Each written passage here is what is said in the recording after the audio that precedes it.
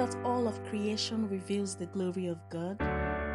When you see a beautifully crafted, jaw-dropping, finger-licking work of cake art, what comes to mind? The Bible says, "Taste and see that the Lord is good." That reminds me of cake. Have you ever seen an extraordinary piece of art or tasted something so divine that all you could say was, "God is good"? If something as simple and seemingly mundane as cake can bring such delight through its flavors, colors, textures, and styles, how much more you?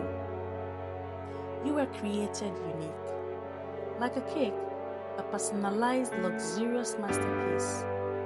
You have your own flavor, color, texture, and style, all perfectly designed to make you you. And just like a cake is crafted for a specific occasion and a specific group of people, so were you. You're here for a purpose, for a time, a place, and a people. You don't have to be anyone else.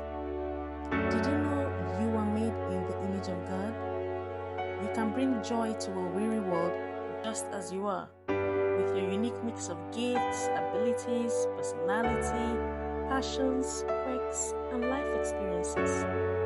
Don't let the guests arrive and your cake is missing.